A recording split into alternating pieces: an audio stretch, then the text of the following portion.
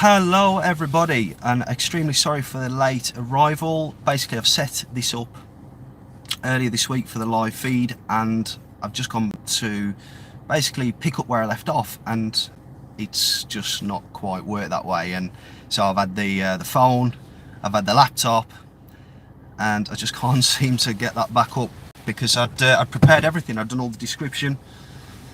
So I'm gonna have to do some testing, and I'll get it ready for next week. I promise you that. So apologies for being 15 minutes late there. So yeah, so for those joining, well, we'll give everybody a chance to catch up. I'm aware that some of you guys was waiting on the previous feed. So hi everybody. So yeah, if you're just joining, welcome to the Go2 Driving School YouTube channel. If you're new here, this channel is all about providing you with the skills and knowledge to help you pass your driving test sooner, and in the long term create better and safer drivers. How's everybody doing? Hey, oh. Sorry about that. Again, a bit flustered with that just went on, but I promise you it will be all good for next week. I'm going to do some testing this week. Gregory, hi. Hi again, not spoke for a while. How did Will's lessons go? Will didn't actually finish the course in the end. Hi James, Adam, Andrea. Hello to you guys, good to see you on. Little D Beats, hello there. Jack's doing okay. Jack's got his test booked for mid-July, I believe. So that's something to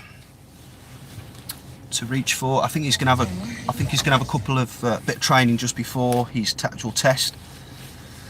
So we'll see if we can record those and see if we can provide you with a few more videos and whatnot. So somebody was asking just why I've not been doing as many videos lately. So I'm currently working quite intensively on a new course. It's called Learn to Drive Online, and basically it does what it says on the tin. It's going to provide you with 10 times the value that I could usually provide you with in a normal video. So it's set up and designed for beginner drivers, partly trained drivers, and just anybody wanting to brush up the skills and knowledge. Really, there's loads of hints and tips in there that you'll benefit from. In fact, I released a video earlier this week on just some driving test tips. That was shielding when you're approaching roundabouts.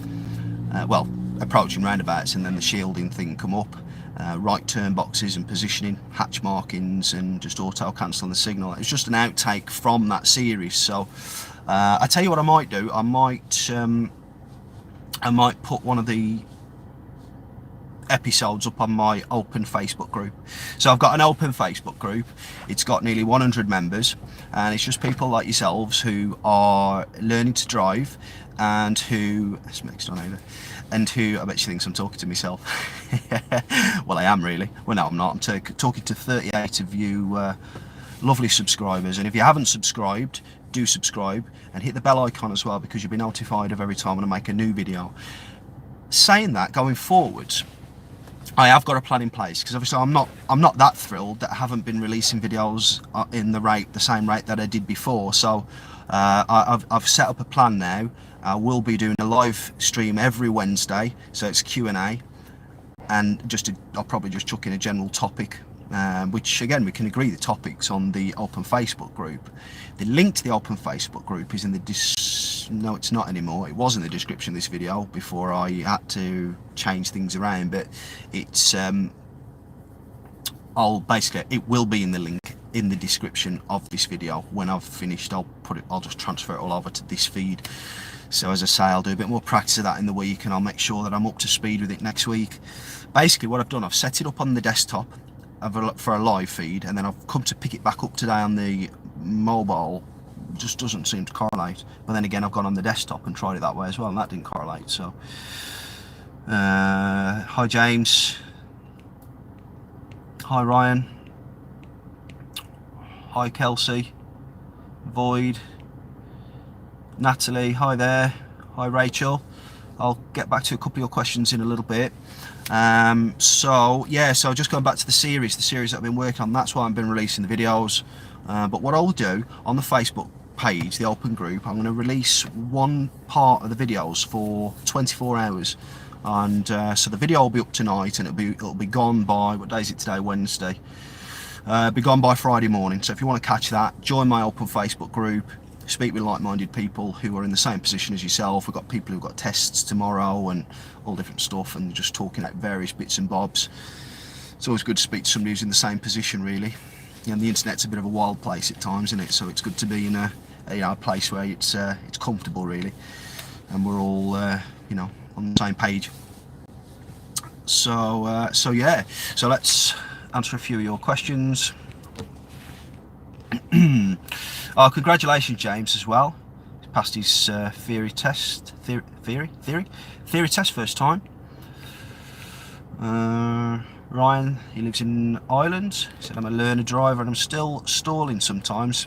His car is chugging, making a chugging noise. Just 100 an hour can improve. Chugging is when the clutch plates are slapping together. So you want, first of all, just make sure you understand how the car works and how the drive connects to the tyres. Just if you don't know that, then you need to learn that. It's basically the clutch plates connecting and fusing together as you. That's what the biting point is. That's what the bite is. It's them fusing and turning as one. If you lift up on the clutch too quick, they'll sort of struggle to stay gripped, and it'll give that chugging sensation. You just need to freeze your foot when you're at the bite point. Keep your revs on. Make sure your revs are already on. It's more clutch though if it's that. So I hope that helps.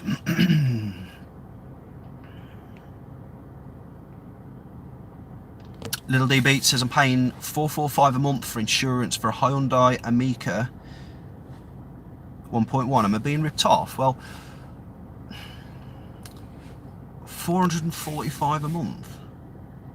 $445 a month. That's a lot of money, isn't it? So what do I pay? I pay about £60 a month. The 59 quid a month, I think. Obviously that's not very much a year, but I'm just trying to think what 444 equates to a year. What's that a year? It depends how much the initial quote was, and of course if you pay monthly, then you end up paying extra anyway, just for the privilege of them, giving it you on tick, basically, is what it is.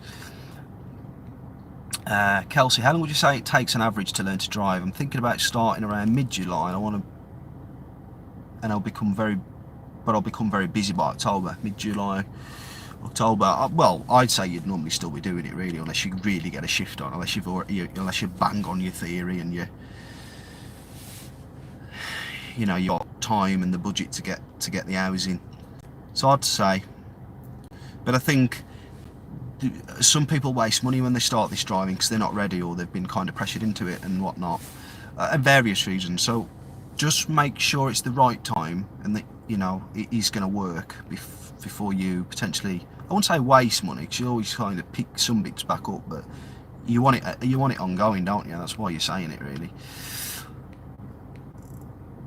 So Natalie says, hi, I watch your videos all the time and they are defo helping me learn to drive. Thank you. Well, Natalie, you're very welcome there, and thank you for watching, and thank you for commenting.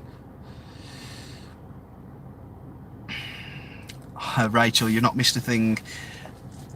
I was meant to be on the other live chat as well. Thank you for waiting for me, but I don't know really. I mean, what's this? Probably about the 6th, 7th live chat I've ever done.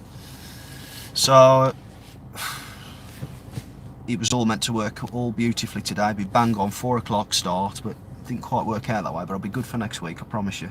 I'm going to do this every week from now on. So if you're just joining me, this channel's all about, my name's Matt, and this channel's all about helping you guys learn to drive online, giving you extra helpful, useful hints and tips, and helping you to pass your driving tests sooner.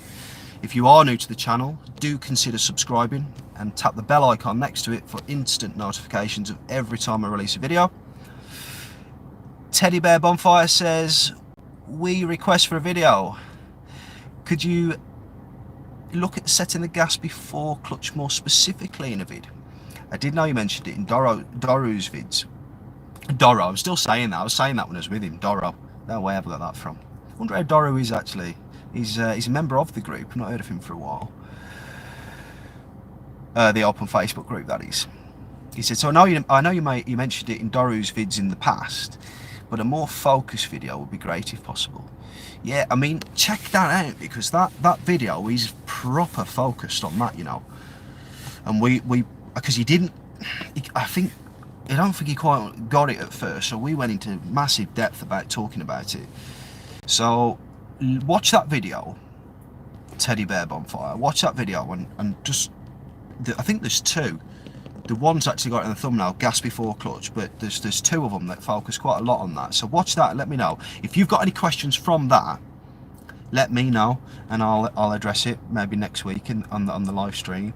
But if there's anything you think isn't clear in terms of the video, then let me know, because if it just gives me more substance to make a video on it, if you see what I mean.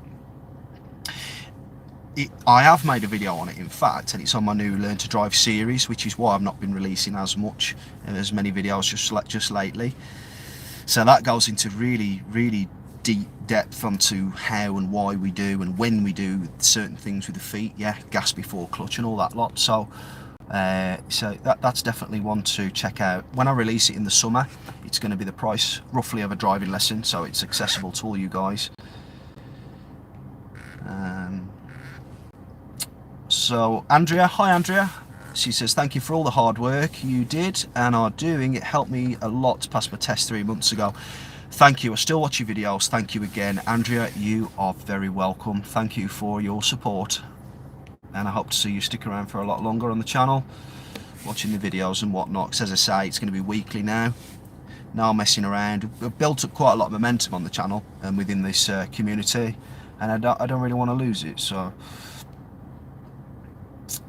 So Teddy Bear Bonfire again, it says I passed my test but was not taught to set the gas before clutch, regular one. You know, just funny, me and my mate were speaking about this the other night and didn't expect him to say that, because he was on about the fact that it's different him driving a diesel and he can pull off with the clutch, and I said yeah, I said that's why, you know, a lot of people that learn to drive struggle, because they've not been taught, you know, that when you're probably going to get a petrol, aren't you, for your first car. That's usually the case, because generally smaller engines and whatnot. It's not, you have to set the gas first, it's not going to work otherwise, because there's more lower end pull in first gear in a diesel, you see, which is why you can get away with it. There's more, sometimes get away with it in a petrol if the revs naturally sit higher. So my tick over, my revs sit at about 800. If they sit over 1,000, again you might get away with it, but I'd always get in the habit of setting revs anyway. You just don't want to be you don't want to, it's not a good habit to be in, and every instructor really should be teaching for your best interests, and that's not the test, that's after you pass the test really. Of course the test is a byproduct of the training, but it's really teaching you to drive safely and make you confident, because with the confidence you'll always generally make safer decisions and safer outcomes and whatnot. So yeah, so Teddy Bear Bonfire pass, oh yes, I already said that, sorry. Void says, where can I find the link to your Patreon? So Patreon is, just for you guys who aren't aware, Patreon is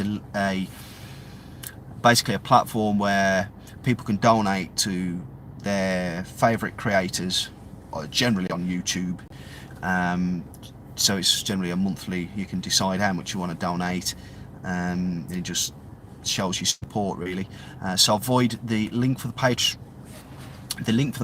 page where you can donate is it was in the description. It will be in the description at the end of the video, and you'll be able to find it there. It's in the description of my last video as well, and in all the other videos. Natalie's test is next Friday, so good luck with your test next Friday. They shouldn't need luck, you should be ready. You'll smash it, eh? Just going with it. I think mindset's a big thing. Just going with the right mindset, the can-do attitude, nothing can beat you and all that lot. That's how I am all the time.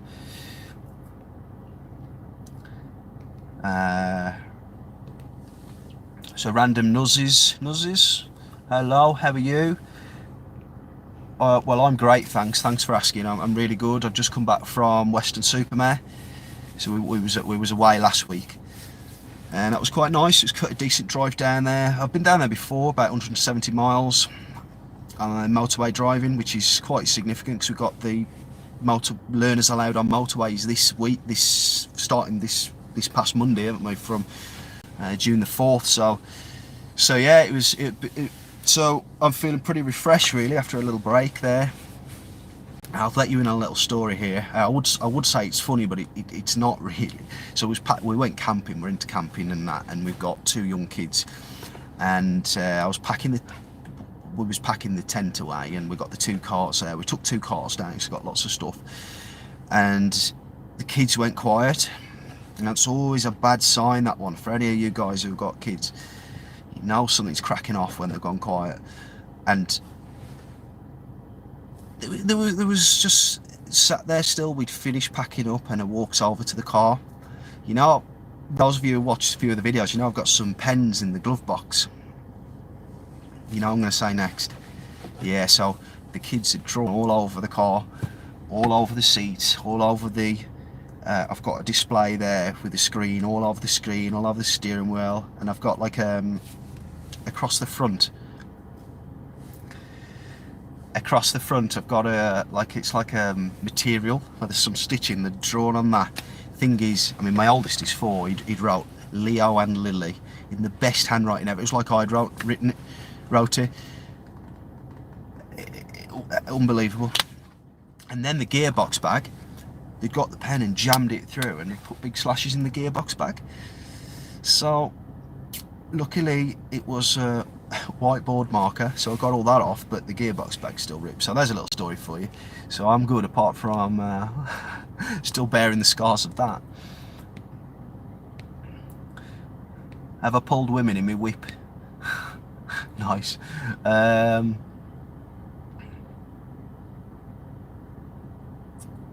Ben, hi Ben. He says, hi Matt, really like your channel. Failed my test 2 weeks ago with no minors, regrettably. That's a shame. That's a shame. And haven't driven a car since. Any advice to get back into it? I'd say get back into it. Yeah, don't wait, because some people at this phase never get back into it, or they leave it that long that they end up having to sort of, you know, go over a lot of things again. So I would address why you failed. It's obviously something that could have been avoided, and you know, if you got no minors, it generally tells me that it was a good drive, but something serious happened. I've had learners like that where they can drive for sure, for good drivers, but just sometimes, whether it be overthinking one thing or still not moved on with the mind with the neck to the next thing, that it can cause something serious to happen. So I just get to the bottom of why it happened, really. Hazza says, well, I passed my test. Let me just get my crystal ball out the back. I don't know. How many hours have you done? What you've been doing? What's your instructor been like? What's your training been like? Where are you learning? What car you've been learning in? How do you feel? Do you feel ready? Oh, Ryan, thanks for getting back to me, Ryan. He says paying $3,200 for third party on a 1.2 Polo. Yeah, look, mate, insurance is a rip-off. It's a big scam, really, the whole thing, isn't it? Oh, I meant to say that, but you know, it's not really fair. It's like I made a video on insurance for younger drivers with Marmalade. It's some time back now. It must have been about quite a while back, actually. But yeah, I think it's called cheap insurance for younger drivers, because I recommend a company called Marmalade, because they specialise with learner drivers and new drivers. And I believe that you're as good getting fully comp than third party. Did you try that in the quote? It's a lot, but based on what I know, and it does depend on postcode, and it does depend on a number of silly things that it shouldn't depend on. But I would have had a play with putting fully comp, third party, putting other people on your policy who have got experience. Sometimes that can bring it down. Check out the video on that I did with Marmalade, and it might give you some idea as to why not with Marmalade, sorry. I just mentioned Marmalade insurance, and it might give you some idea as to why insurance is stupidly high and rips off younger people who, yes, some younger people are reckless, yes, some older people are reckless, yes, some middle-aged people are reckless, some men, some women, but we can't put people in the same, we can't just put people in the same box like that. That's, but then again, we're dealing with big corporations, aren't we? So let's not get too deep into that. Anyway,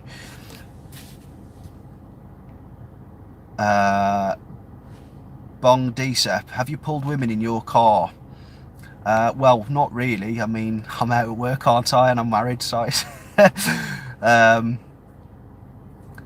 was a bit younger, maybe. But it's all branded up anyway, so I wouldn't want to be doing too much of that stuff anyway, with the company name all over it. MW2 Gamer 445. That's over £5 grand.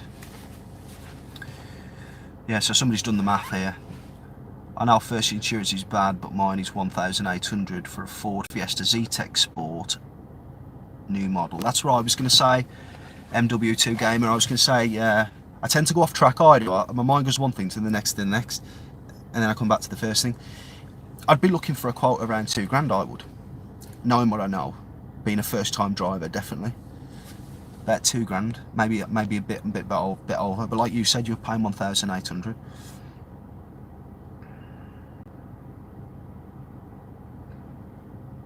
So, oh yeah, Little D Beat's done the math as well. Yeah, that's what I mean. So Little D Beat says he knows people that's paying 70 quid a month, and I take it that's new drivers. You know, because for example, Marmalade do, where you can buy a new car and you get the insurance free. That's a brand new car. That means you're not having to do MOTs. Generally no tax on newer cars. So there's better ways of doing it. You know, most people, I think it's the old way. I think most people think, oh, I'll get an old banger for the new first car. They generally cost more anyway. They're easy to break into, less reliable. They haven't got all the modern safety features. Depends on it. So, newer cars, I mean, it's nice to have an older car. Older cars are nice. Yeah, I mean, just keep asking the same question. I'm not going to answer that. How many lessons did you have? How many lessons did I have? James, is that? How many lessons did I have when I was learning? I'm not sure. I can't remember much of my training when I was learning to drive. I wish I could. But if I can't remember it, right, that tells me that it wasn't very impactful on my life, and that the training wasn't being delivered to me in a way where it was sticking, you know, where I thought, that is important actually, I'm going to listen to that. There's a reason why I shouldn't do this and that. There must have been some good stuff, but I just can't remember. I mean, I had 2 instructors. I had 3 instructors I did, and I had one, and he was just crap, just rubbish, and I still see him around today. And I always wondered, would he remember my face? I don't think so, because if he messed me around that much and I left him after a couple of lessons, he'd still be doing the same today. I still see him, belly hanging out the bottom of the t-shirt, tracksuit bottoms and all that lot, and unprofessional. We're driving around in a car that isn't sign written and all that. Look, it's all down to personal choice, but for me it's not professional. And normally what you'll find is that image, that perception that I've just talked about, normally the instructor matches. That's what I think, but that's my opinion, and I'm entitled to it. And then I had a little break, so because I lost my job, and then I got another instructor, and I just couldn't understand what he was saying. I mean, I think it was Spanish or something, which isn't a problem, no problem at all. As far as I'm concerned, we're all, I don't really agree with nationality. I think we're all human beings, aren't we, at the end of the day, no matter what's what. But I couldn't understand what he was saying. So, you know, when you're learning, it's no good learning if you can't understand what somebody's trying to say, because you need it quick, don't you? I'm sure you guys know. But So I had a break, I think I had another break then, and then I passed when I was 19, started when I was 17, and eventually learnt with this guy, can't remember his name, can't remember the lessons. All I can remember is it was a yellow Mini. That's all I can remember. I wish I could remember more, honestly. I really do. But there you go, that's my little story about me learning to drive. No idea how many hours I had. But I don't think the hours that I did have, I don't think they were valuable hours. I think I've always been confident in myself anyway, so I'm confident in my driving. And when I first passed my test, I was lucky. I made a lot of stupid mistakes, and I was so lucky. I had a friend who lost his life, unfortunately, for overtaking. I don't know the circumstances. I guess nobody ever will.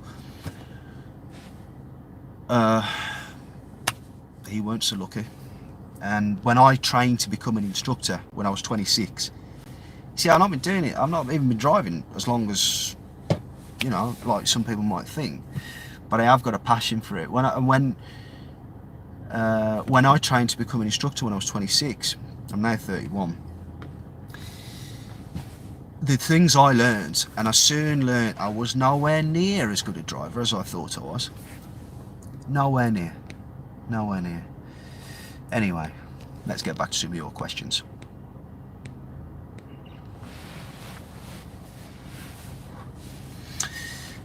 Thompson Johnson, hello there, welcome back, because you've been on live feed a few times before, so good to see you. He says, have I thought about making a chess list? Have you thought about making a checklist about last minute things to do before an exam? I haven't actually, and it wouldn't be a bad little video to make, would it? It wouldn't be a bad video at all. I'm going to release a video next week, I think, on Spiral Roundabout, just about, you know, what they are and how to follow them, and just a little bit of footage on following it round. And I'm also going to make a show me tell me video going forward, but I'm going to make that like a bit more in depth in the questions, you know. And I'll probably put a download as well, so you can download download a copy of the Show Me Tell Me's, because I find that a lot of instructors don't provide anything, and they say, "Oh, just go online and you know, whatever." But I think you need to provide that, really. If you read the questions back from the top Show Me Tell Me question and answer sheets, they only tell you 1/3 of the actual story of what you need to know. Like this safety question, this safety critical things are under the bonnet, you know, don't touch this when this, don't do this, don't do that. You don't even mention it. So for me, it's ridiculous. It's a bit like some of the theory questions, you know. Some of them are good and some of them are like, well, is that relevant? You know, is that useful? Or is that something that could be replaced with something that would be more beneficial?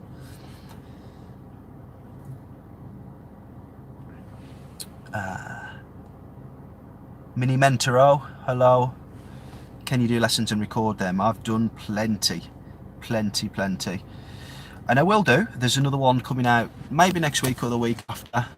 It's a lesson 3 and 4, hour 3 and 4, with a new beginner who hasn't driven before, and we just have a look into junctions. It's not an ongoing project like with Doru or with Chris or with anybody like that, we kept recording, and Jack, who we kept recording each week. It's just a one-off, so there is more of that to come. But there's tons and tons of it on that. Well, I've got nearly 120 videos now on there, so there's the best thing to do if you want to check, because sometimes videos can appear to be hidden if you don't know where to look. So what I'd advise that you do, if you want to just have a browse through everything I've done, is go on to the videos tab. When you're on the Go2 Driving School on the homepage, on the YouTube homepage for my channel, go on the videos tab, and it'll show all the videos I've ever made, and it'll put them all in order. And if you want to have a good laugh, go to the very first videos I ever made and watch them, because it makes me cringe when I watch some of them back. I mean, when I watch some of them back, like, I just see my teaching has completely evolved and changed since. Big L 333, how you doing, my mate? Are you okay? What's your thoughts on learners on motorways? Have you experienced a lesson yet, buddy? Thanks for commenting, Big Al. I haven't yet. I haven't been around one. I haven't done one. I'm interested to see how other people have got on. I know, reading the forums, some instructors with their learners went out at 12 o'clock at midnight. I'm not that keen. Yeah, I think I haven't done it yet, and I am keen to get on it and do it. It'll be good, and I'd like to record it. So if I get the right student, and then I'll record it. I think it's a good thing. I feel like there's been a change in perception of driving. I feel like people care about their driving, whereas years back perhaps maybe not. The amount of traffic that comes my way and other channels ways, there's other driving channels on YouTube, of course, learning to drive. There's people who care out there about their driving. I think we're entering a new era, you know, and I think there's been a change to the driving school industry as a whole. As I see it, prices are raising up, which means that instructors are reinvesting in themselves, getting higher education and understanding what they're doing, more business acumen. I think the driving test has changed recently. Well, sorry, I don't think, I know. The driving test has changed recently, hasn't it? The way instructors qualify has changed recently. And now the motorway thing's coming in. So all in all, there's been some big changes in terms of the DVSA, formerly the DSA, so it's Driver and Vehicle Standards Agency. And they're the ones who conduct your test. Massive changes, you know, and that's a good thing. That's a good thing, because it's making things more realistic, you know. And I think with the motorway thing, it's getting rid of that hierarchy, isn't it? Oh, you're not allowed to go on there till you pass your test. Oh, you know, it's not really right, really, because what you'll find, and what I find, is a lot of learner drivers are actually better than, are more skillful and understand what they're doing and why they're doing it than full license holders. That's my opinion. The only thing that they haven't got, not all, some, many that I've had, I can see them be, they're good drivers, good at what they're doing, because we've taught them properly. The only thing they haven't got is experience. But experience ain't, in a way it's good, but in another way it's not always a good thing either. Anyway. So yeah, I think it's a good thing, Al. I think it's a really good thing. Jordan, hello Jordan, how you doing? Much love from Scotland. Well, much love back at you from Derby, UK. So Ryan, hello again. Ryan says, when you come into a roundabout, I'm clutching down and holding my brake. But if the car stalls sometimes, and it would hang on a minute. Can I read this properly? When you come into a roundabout, okay, when I'm coming to a roundabout, I'm clutching down and holding my brake, but the car stalls sometimes, and it would only be in second gear. Right, the car can only stall if the clutch is up. If the clutch is down, the car can't stall, because when you press the clutch down, the clutch plates separate. A stall is a disconnect between the engine and the tyres, in simple terms. So you need to have your clutch down at that point. It's hard to say if I've not got the exact scenario, but in a nutshell, that's what's happened. Hi Ben, he says, thanks for all your videos, really helped me to pass my test last January. So it's my pleasure, Ben, and I'm really glad that my videos have made an impact on your life and helped you to succeed and get that bit further on, because it opens up a whole new life, doesn't it, when you got your license and you have that freedom to be out and about. The other stuff, hi there. He really appreciates the videos. I really appreciate the comments and you watching the videos, so again, thank you very much. Hi Brandon. Brandon says, hello, my instructor thinks that I am ready for my driving test. The only thing that holds me back is my theory test. Can you give me any tips for it? He says that he's got an app and he keeps getting around 38 out of 50. If you're getting 38, I wouldn't go for it yet. I mean, I'd book it, but I'd start training intensively for it. If that's your main, because you've got to have main focuses, your next step. So if that's the only thing that's putting you back is the theory, I wouldn't stop having lessons, because you can keep progressing with that, and you can even be going as far as doing mock tests and whatnot if you're that far on. But sorry, the phone's ringing there. It's put me off. Sorry about that. But I would aim for. Let me turn this off.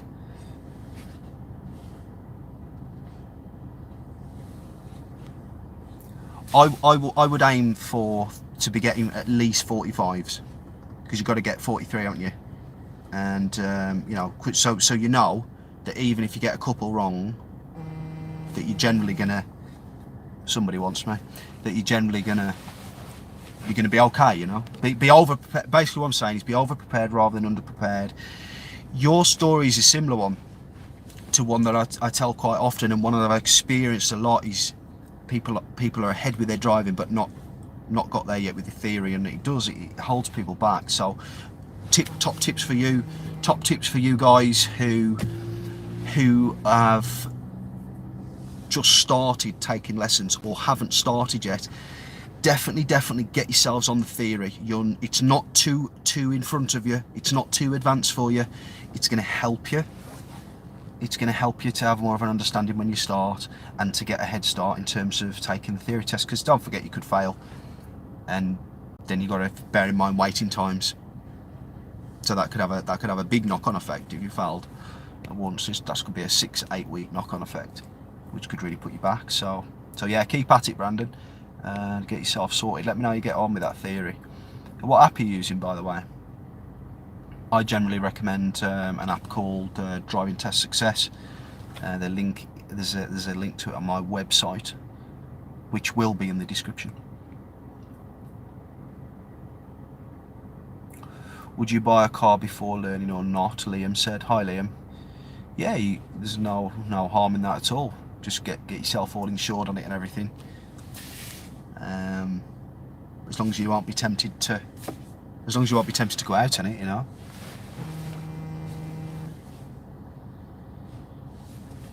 All right. So what I'm going to do, I'm going to answer some questions that I had from my open Facebook group. So I've got an open Facebook group. It's a lovely little community where we just discuss how people are getting on with their driving, what's coming up, what's there, and we just help each other basically. You know, share online resources and different bits and bobs. So the link is in the description of this video. Not at the moment, but it will be after the video. It's an open Facebook group, and I'm going to answer some of the questions that have come up in the open Facebook group. So just bear with me, because I've printed these off.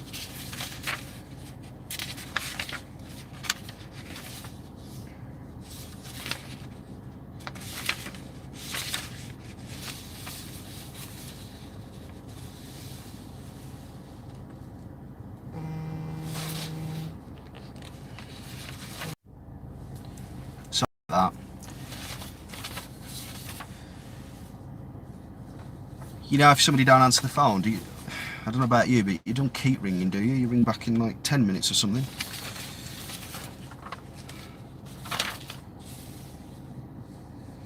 It's difficult, you know. I think in terms of my business, it appears that it's more than me, it's bigger than me, and it's not really. It's me. I've got another instructor who I've trained and qualified. I've got somebody else who I'm training at the moment.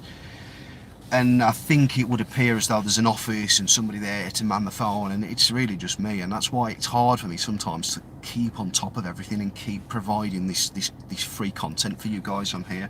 I love it, you know, absolutely love it. And if I could, I'd make it 75% my job, you know, and then the rest of the time out on the road teaching, and record those lessons that I teach and put them all into videos, because I really enjoy it, you know. I really enjoy the interaction in the Facebook community and on YouTube with you guys. So anyway, let me just...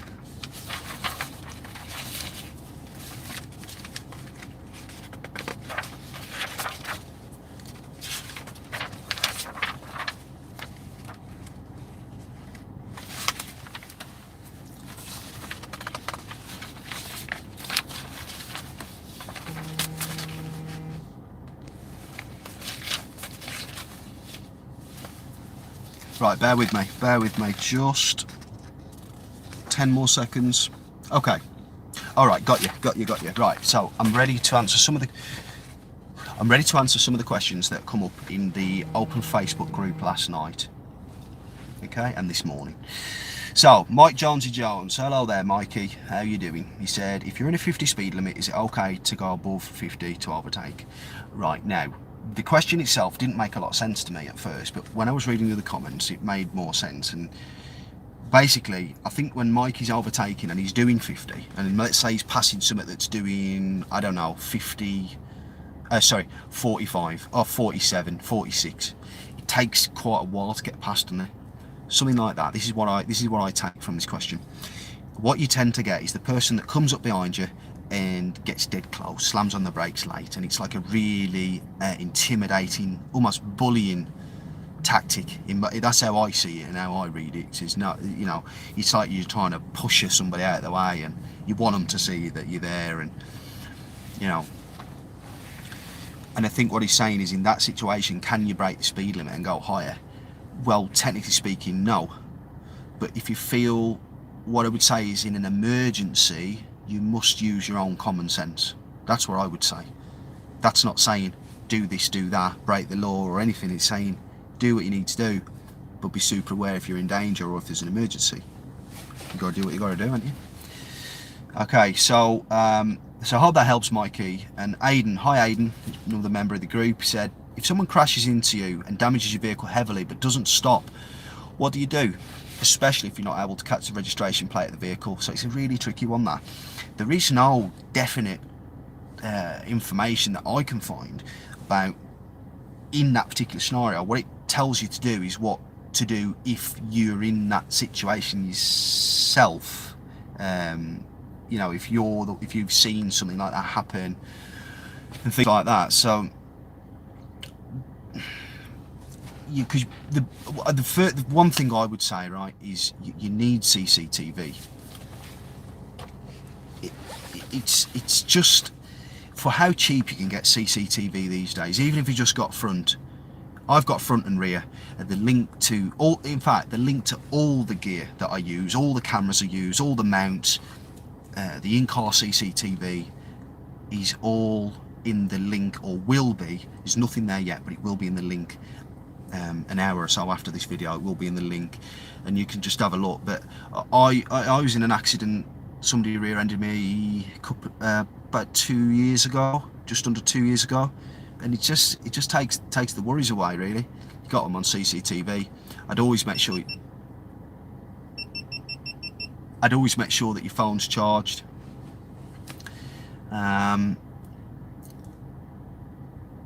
If you've not got anything, try and memorise the number plate. Look, if somebody's going to drive off, somebody's going to drive off. You know, it's a tricky one, really.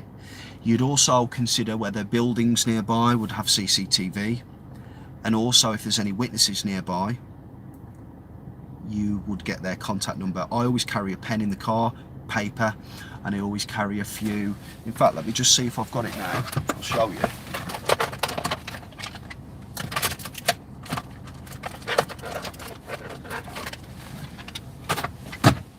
I carry this little card, and it just reminds me to ask or to remember to collect certain pieces of information if that was to happen. So we've got, it says, you do not discuss or accept responsibility at the scene. All right, because remember, you're going to be shook up, really. Your mind's not going to be functioning. But it's not nice when things like that happen. I've been involved once in something. The other thing it says is you always take pictures of the accident if safe to do so. Does your phone have a camera? So again, you know, make sure you've got enough charge. Make sure you've got enough memory as well. You collect any witness contact details, including their mobile number or police officer details, Other driver, exchange contact and insurance details. I would ring their number as well to make sure they're giving you the correct number. I don't trust anybody, I don't. But I'd ring them. As soon as they give me it, I'd say, right, I'm going to ring you now. Here's my number. There's a clever way of doing it. You want my number? Here it is. Yeah. So it says the other driver, exchange contact and insurance details. Always ask for a mobile number. You call the claims line number. So always make sure you've got a number to call in case something happens. Imagine it happening. You think, oh, but I've got my phone, but who do I ring? You don't want to be ringing your parents or whoever. Say, oh, can you find such a... That would be a right horrible thing to do. So make sure you're prepared, yeah? And it says, if there is an injury and you're unable to exchange details at the scene, you must report the matter to the police within 24 hours. So that helps, you know, in that situation. All right, so we've got Jade Brown. Hi, Jade, another active member in the group. She says, my friend failed a test because somebody flashed her to come out of a junction and she came out. You know that one, flash, flash, flash, flash. They said it's showing their intentions. My instructor the other day said, he's let you out, you can go, when the guy flashed me. So do I trust it if somebody flashes me out, or if somebody flashes me out to let me go, or do I hang back and check when it's definitely safe? I don't want to do the wrong thing, and I think I'm hesitating or taking too long to make my choice. My test is tomorrow. Well, firstly, Jade, let us know how you get on with the test tomorrow. And in terms of, and good luck for it, I would, firstly, right, you'd fail your test for flashing your light. If somebody flashed their lights at you and you acted straight away without properly checking, that would be sticky ground, that would, you know, because this is how it normally goes down, right? So if somebody flashes their headlights at you, you shouldn't perceive that as go. It probably is though, right? You should take that as them saying, I'm here, because that's what it's for, to say I'm here, you know.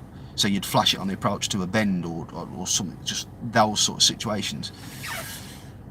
Then you would have a look around and you would proceed with caution if it's safe to do so. Remember them key words there. Proceed with caution if it was safe to do so. So you don't want to be taking forever, because I've said that to some people, and then just because I've said that, they've been really stubborn, and then they've not gone, and it's been clear and it's obvious for you. So look, if you see a flash and they've got eye contact, look around, make sure nobody else, and then go, because they could be flashing somebody else, you see. That's why it's a test fail. Never flash your lights, ever. Never wave anybody, because you could be waving somebody into danger. Not intentionally, you might not see the car doing 50 down the 30 road and just straight past, and that person steps out. Do you know what I mean? So do act on it, because it's part of driving. Unfortunately, I say unfortunately, some people find it helpful. I find it annoying. I don't want anybody flashing me. I don't want anybody telling me when to go. I'll do it all myself, thanks. But yeah, just make sure it's for you. I hope that helps anyway. Let's have a look. Let's have a look what we got. Anything else? No, it's just all... Oh, somebody asked what car I drive, so I drive a Peugeot 208 GTI. It's 0 to 60 in 6.5 seconds. I think it's a top speed of 145. 208 brake horsepower, before you ask the statistics. So yeah, it's a pretty cool car to be driving around. It's my office, isn't it? It's an office on wheels, so I'm not compromising there. I'm having what I want, and I think when I've only got this for about another 9 months or so, and then I'll be getting something on par with it, really, or better. Better, really. All right, so.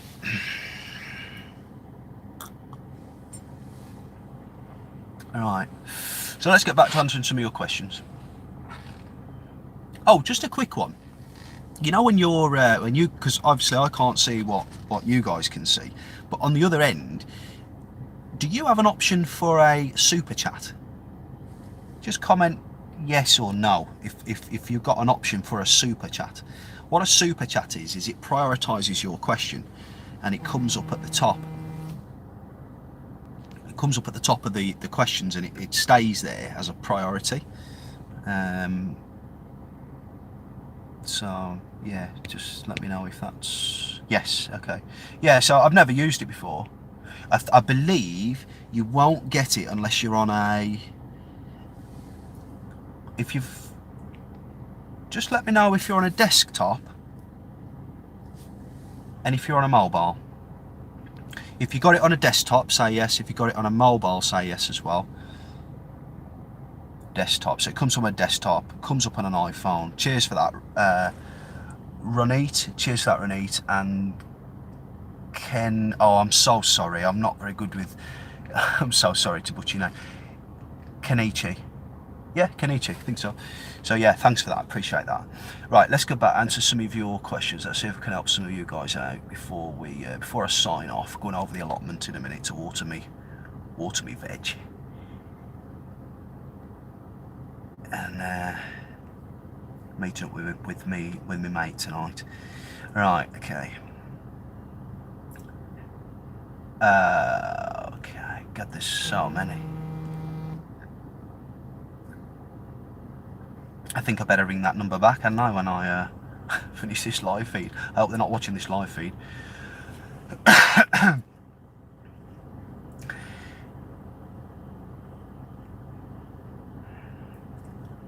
Tons and tons of questions.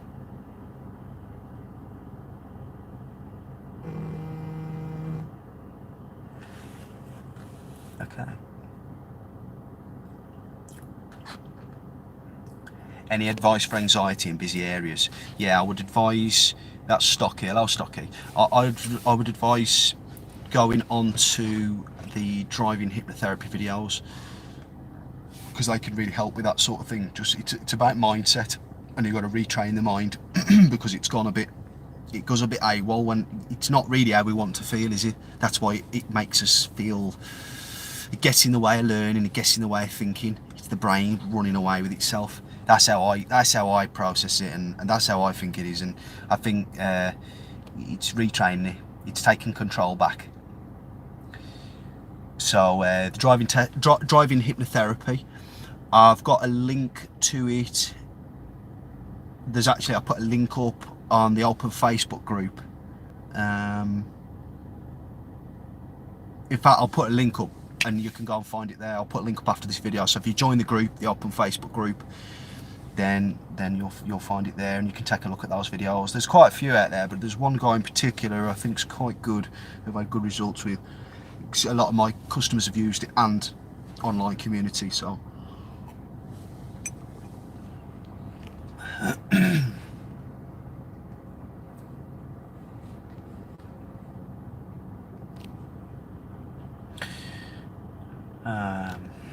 okay, right.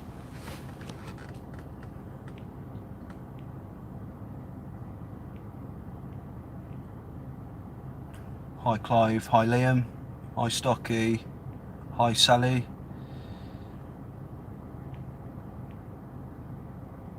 Rohan. Hey, so drive through a puddle, big puddle. Now the clutch is gone and the engine revs on its own. What's the problem? Sorry mate, I can't help you with that one. I'm not a mechanic with that. I'm trying to learn more. I'm watching other YouTube. I learn a lot from YouTube. Learn a lot of, there's a guy on YouTube who I think is fairly good. He's in America, but he talks about all this stuff, and to me he says it in a way where you can understand it and follow it. I think What's his name? Scotty Kilmer or something like that. He does a live stream every day. I think it's really good. All sorts on there. So yeah, sorry about that. Right.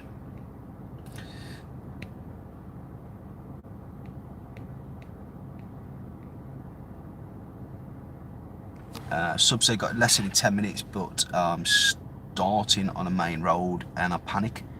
How can I reduce this panic and keep calm? Are you ready for the main road, or is it just so that happens that you live on the main road and it's a few main roads to get to your training area? Because what you might want to do is just not start there and build up your build up your skill level somewhere where you're not thinking about that, and then that will, if the skill level builds, which it will be able to, because you won't feel that pressure or whatever it is that makes you feel that, the main road, and then your confidence level will boost, and that will allow you, that will make you feel better with that. So Paul, hi Paul, he says, what's my opinion on learning on motorways? Talked a bit about this earlier. I think it's a good thing. Oh, somebody was on about fast lanes on carriageways earlier. I think it was in the open group. There's no such thing as fast lanes or all overtaking. Even if it's a 4 lane, what you do is you move from lane 1, which is the left, to lane 2. Once you've finished overtaking and you've got proper clearance, you move back to the left-hand lane. Same if you're in the middle, you move back. If you're in lane 3 and there's 4 lanes, you always come from the left. See, lane 1, 2, 3, 4. So if you're in 4, you come back to 3. You overtake everything in 3. You come back to 2, so on and so on. Belly hanging out at the bottom of the t-shirt. Yeah, I mean, if some of you are from Derby, you might know, but I'm not prepared to give any names.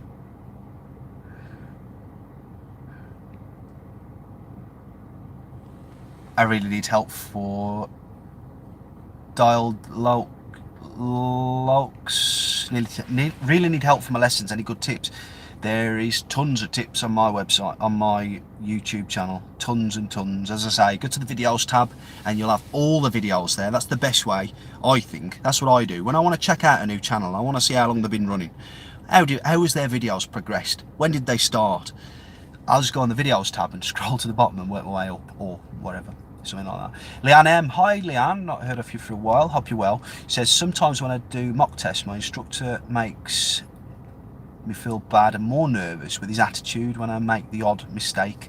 Is this normal, as I find it confusing and off-putting? No, it's absolutely not normal. It's rude, it's unprofessional, and it's unnecessary, because it's going to affect your learning. If you mess with that mental psyche too much, it's a bad thing. Why are people doing this? I tell you why, because it's not right. You get the tutters, you get the heavy breathers, you get all sorts. It's all about talking to you, analysing it together, and coming out with an outcome that you can, that you can work with, really. Because it's like shouting at kids and stuff like it. It's just ridiculous. What's that going to do? It's not going to send you want to get a message across, don't you? You want somebody to learn something, so you've got to do it in the right way. No, Leanne, it's not normal. Scottish Bullet, how you doing? I think is this Gerald? You naughty boy. How's things? Well, as you know, I'm a new driver. First insurance was 980 quid. And if it is Gerald, he bought a very fancy, I think it was a Peugeot 308 soft top. Not bad for a first car, right time of year. Well, when they let the sun out, we get a bit of sun through. But he's 43 years old. I knew there was something missing there that you hadn't told us. Fair play. Never too late, eh? Never too late.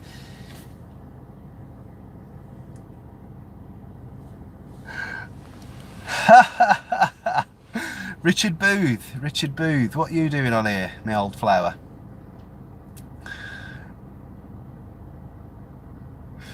I can't comment on that, Rich.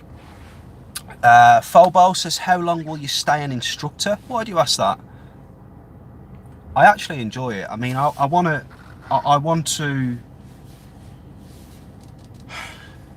do the online thing. I love it, but I don't think I want to stop doing this. I want to stay in the training, but I just don't want to do it as much. I don't want to be out of the house as much. That's all. So the more following I get doing this, and the more support. That's why the Patreon account's there and everything, so people can donate. I've got 7 patrons at the moment, which I'm so privileged and lucky to have, and really appreciate it. Thank you to all my patrons. It all just helps, you know. So if that means that adds up to the equivalent of 1 lesson a week, that's 2 hours that I'm going to be out of the house. So, you know, it worked quite nice.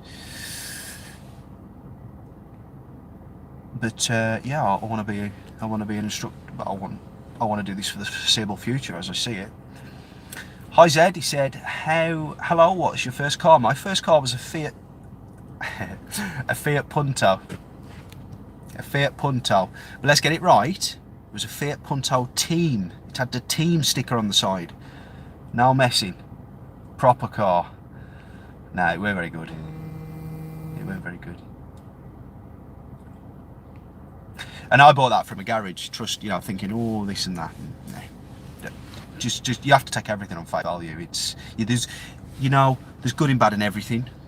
There's garages where you will buy from, and you will get a car that they know they've checked and they know it's sound and it's gonna last.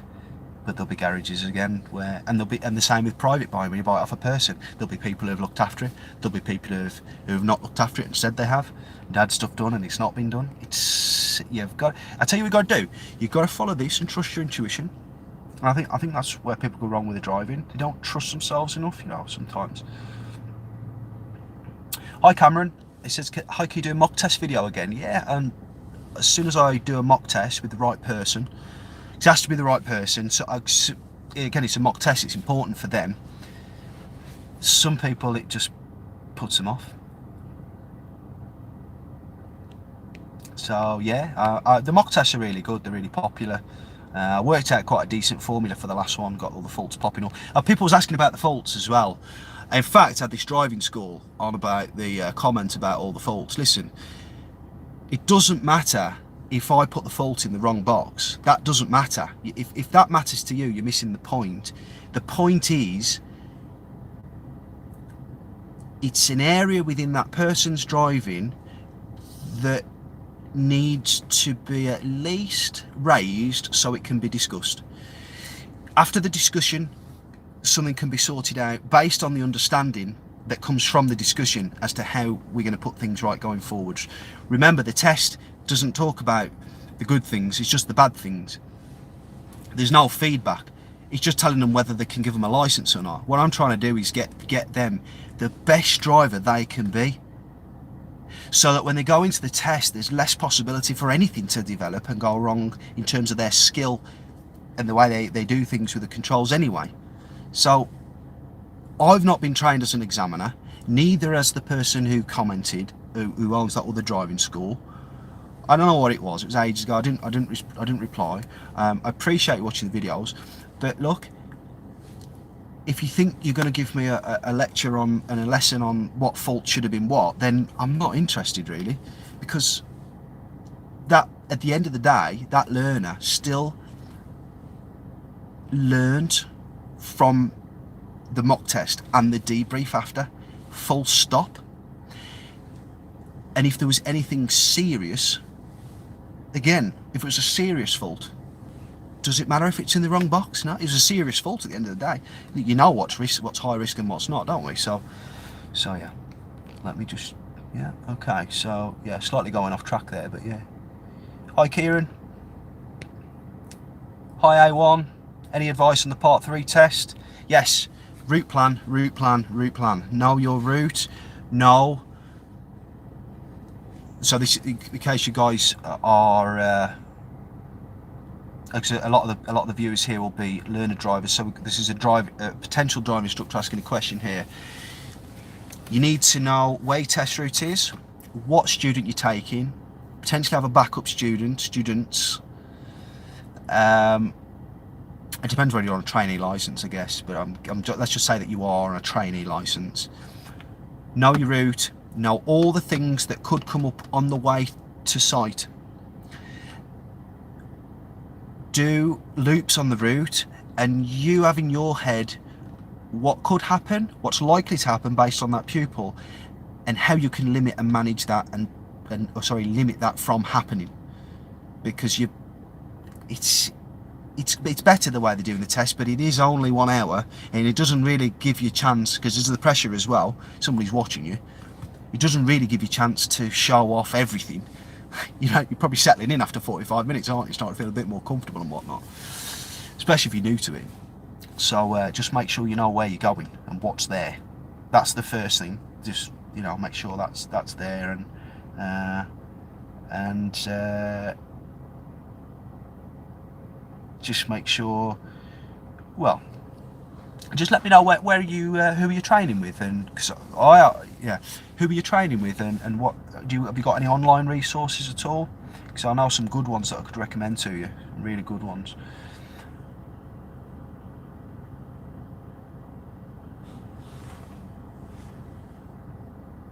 My mate texted me, do you want me to bring a shovel? So I'm going over the allotment earlier. I sent him a message, don't forget your shovel. Spade. I was only joking. Hello, do you have any slots for your students every week, or is it different for them each week? Right, what I do is I book people in, and then I keep them on the same reoccurring slot each week. It helps them to know where they are, it helps me to know where I am, and I can forecast then whether or not to book in a new student. I generally book about 6 weeks in advance, 5-6 weeks in advance. I have actually, if anybody's in Derby, I have actually got a few slots that have come up as of the last couple of weeks, and I've got a few tests coming up in the coming weeks. So if you're looking to start your driving and you're free in the week between 9:30 and 3, because I don't work after that. I didn't become self-employed to be unhappy, if you know what I mean, working hours I don't want to when I should be with my kids. So if you're free then, and you're within Derby, then consider dropping me a message or whatnot if you want to even have a mock test or record a video with me, or whatever you want to do really. You know, and if there's anybody ever wants to get any promotions out there, I'm up for sponsorships, up for collaborations. Anybody got any YouTube channels, and you know, yeah, sky's the limit really. I'm up for learning, doing new things. Katie, hi Katie, said help. Do I need to accelerate when reversing? Not really. This is what I say when reversing. You need revs, don't you? Even if you're in a diesel, you should be using revs, and you should be practicing with revs. Set 1,000 revs, not the usual 1,200 in this car anyway. I'm talking about my car, not the usual 1,200. Set 1,000 revs, and then use clutch control. So even if you accelerated, the clutch going back down is going to stop. It's going to stop the car from whizzing backwards. It's harder to control when you're backwards as well. Sorry, just give me a sec here. I can't see the screen.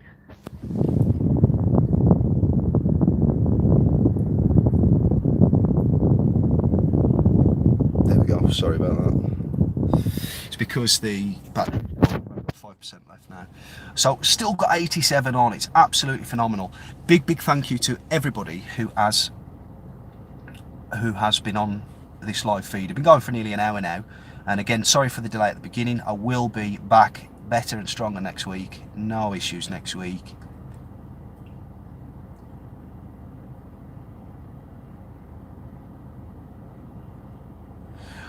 I'm gonna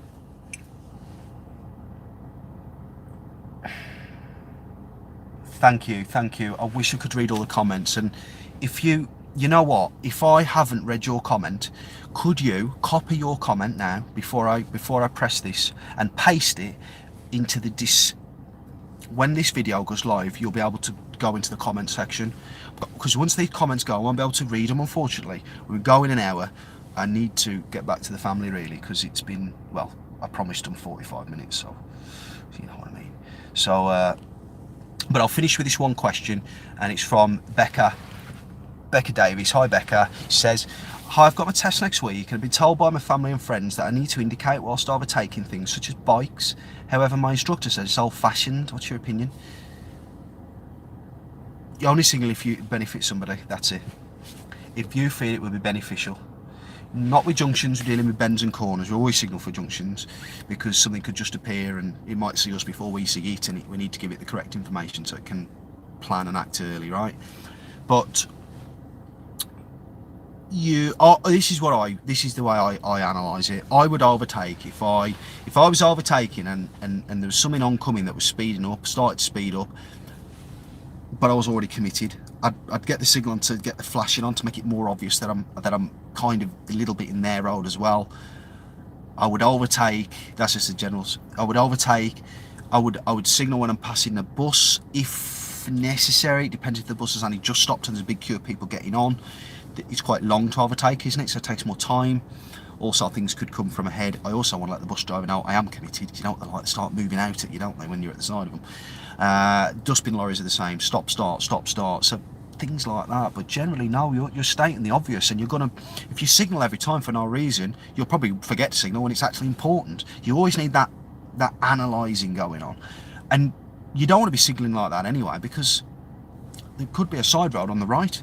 And people think you're turning in there, somebody could pull out on you and things like that. So, yeah, we'll try and... Oh, there's tons and tons of comments. I'm so sorry that I can't get to all of them. So, what I need you to do is copy and paste these into the description.